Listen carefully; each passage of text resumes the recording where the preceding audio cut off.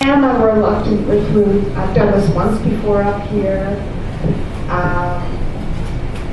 It's not my comfort zone, but I'm inspired by the title. When I woke up this morning, and Dennis was a little worried, as he always is. Unless you sign up beforehand, he never knows if he has enough storytellers. And I thought to myself, well, who would I write about? What would I write about? And immediately, someone came to mind. And that's my story. It's actually my sister, my deceased sister, Eileen. And I have many, many stories about Eileen. She was my older sister, 4 years older than me, middle child. I was the middle child of 5. And she was definitely my protector, my hero, my idol, the one I looked up to, and the one I depended on for my emotional support. She made me feel good growing up and well into my adult life. Few stories come to mind. One in particular occurred in high school. She was a senior in high school, and I, of course, was all of 12 years old. And Eileen was very, very popular. She, I think she must have dated every single one of the football players.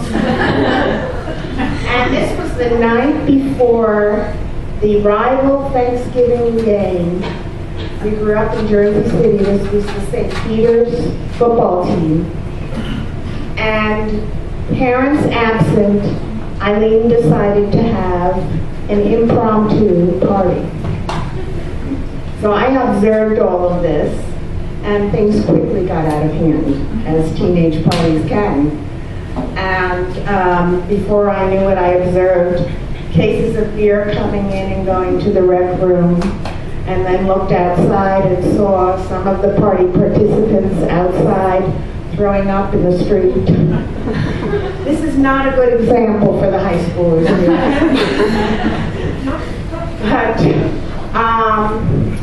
And very soon there was a knock at the door, and it was the police. The neighbors had called. And this was not a very good scene. My father was a public figure. He was actually mayor of the city at the time. But worse than that, we had the entire first string of the football team that were due to play the next day. And guess what? They were all benched as punishment. So don't do this. Not a good thing. Eileen, in her inimitable way, always got away with things. She somehow, I remember she got in a little trouble, but kind of rolled off her back. And they did play the game, and for the first time, lost the game.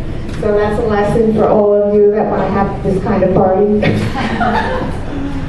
But that was, when you might think, well, why is she a hero? She was always adventurous, and especially for a 12-year-old, you admire things like that. But she also was there for me through, I was an awkward, overweight, approaching preteen, and she was there for me all the time. Another memory I have is when I got my driver's license. She was there. We were at the Jersey Shore. We used to spend our summers there. And I had an appointment to get my license because my birthday was in July. And Eileen took me. She had given me my driver's lessons. And it was pouring rain. Like hurricane rain. Now, this was a 52 Buick we were driving with the roll-up windows and the non-power steering. So we go for the driver's test. None of you young people would remember that. Roll-up windows without the buttons. You don't know that either, right? No. So we go for the driver's test, and I'm intently rolling down the window because I have to do hand signals.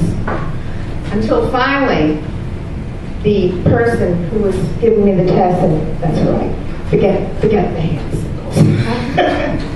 So we go back in and we wait, and I'm sitting there and I'm crying, thinking, well, I didn't pass. Of course, I didn't think I passed. So Eileen comes along and she's with this paper. "Nancy, you passed, don't cry."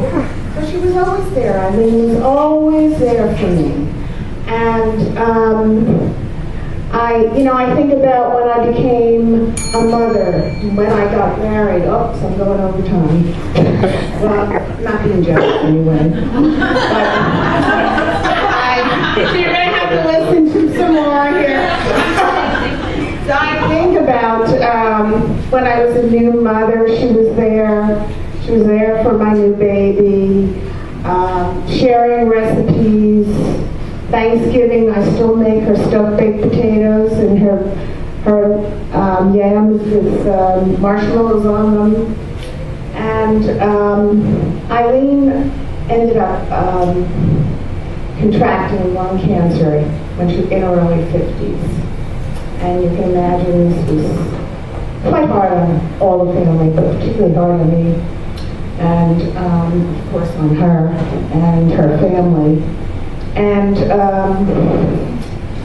she, even in that time, they gave her 6 months to live, but she held on for another year until her daughter got married.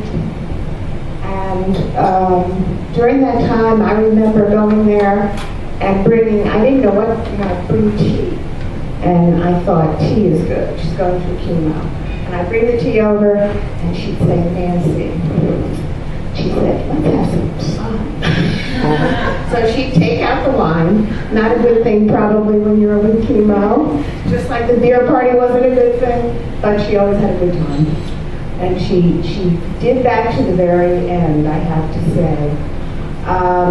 When Eileen was going through her last stage, there was a movie that came out, Beaches, Bette Midler's, and her song.